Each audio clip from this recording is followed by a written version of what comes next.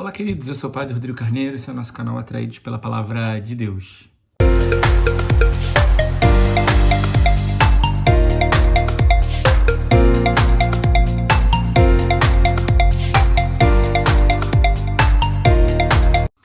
Bem, então seja muito bem-vindo, você que é um atraído pela Palavra de Deus, você que tem feito com a gente essa experiência aqui no nosso canal, né?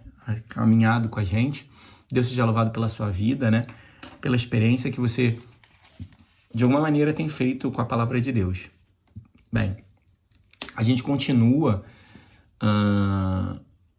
nas nossas leituras, de maneira especial assim na primeira leitura, com o ciclo de Elias, né? E aí hoje a gente vai ver a narrativa de um fato que vai fazer com que Elias se levante. Elias não é citado nesse texto de hoje, mas ele está dentro do ciclo de Elias, porque vai ser o início da briga de Elias com Jezabel, essa mulher que vai aparecer nos textos do Evangelho da primeira leitura de hoje.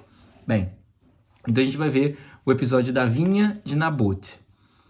Nabote era um homem piedoso que vivia em Jezrael.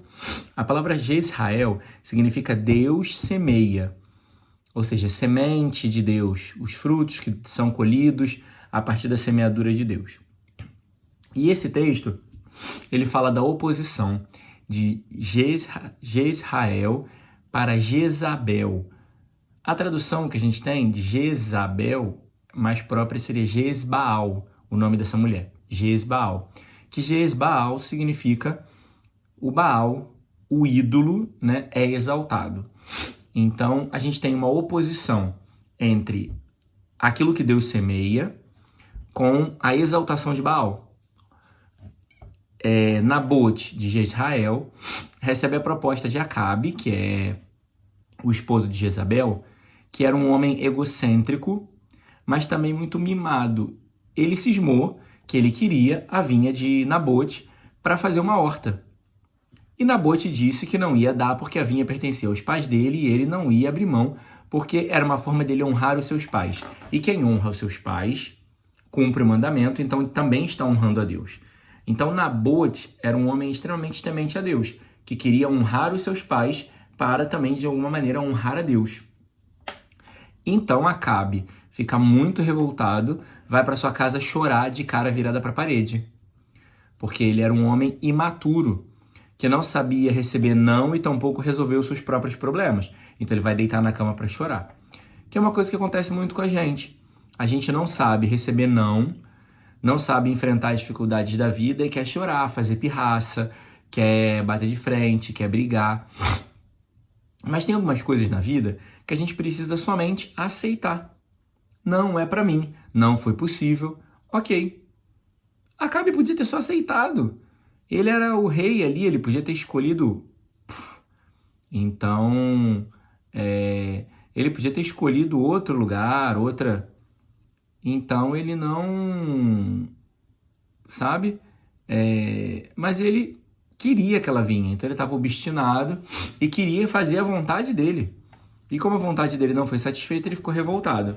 E aí vai entrar, porque a sua esposa, Jezabel, aquela que exalta o Baal, os ídolos, ela vai, então, para satisfazer o seu marido, mas também porque ela tinha os outros interesses, a gente vai conhecer um pouco mais à frente essa personagem melhor, a gente vai ver que ela vai criar, através de traição e mentira, uma forma de matar Nabote. Ela vai mandar escrever cartas pedindo para que se proclame um jejum, coloque Nabote na primeira fila e diga que ele invente uma mentira sobre ele. Então a gente vai ver que as pessoas que fazem a vontade de Deus e são piedosas, a gente vai ver isso em toda a Sagrada Escritura, que vão ser alvos de mentira. Isso vai acontecer com Nabote, isso vai acontecer com Susana, isso vai acontecer com Estevão. Todos aqueles que eram tementes a Deus acabavam desagradando os homens e eram alvo de mentira. Então, isso é para muitas vezes confirmar também a nossa vida, que talvez as dificuldades e as lutas que você está passando são frutos também da sua fidelidade a Deus.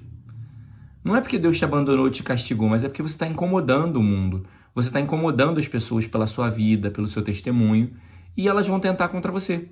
Porque elas vão querer te desacreditar ou vão querer te matar, te eliminar para satisfazer os desejos próprios e as vontades que elas têm.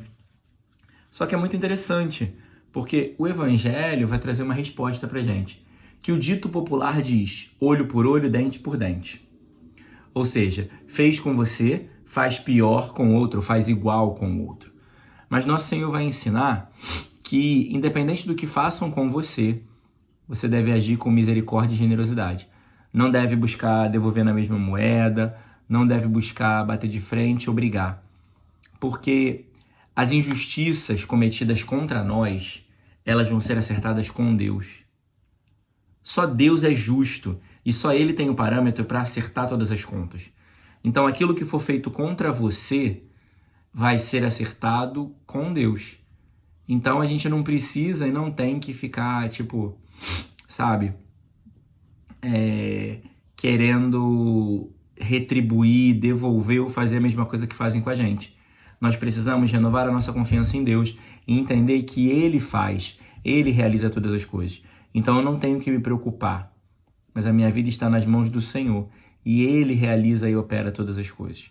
Então que a nossa vida seja cada vez mais, cada dia mais depositada nas mãos do Senhor, para que Ele realize todas as coisas, para que a obra maior seja de Deus e também para que as contas que vão ser acertadas sejam acertadas com Ele, que eu não me faça daquele que é juiz ou que vou cobrar alguma coisa de alguém.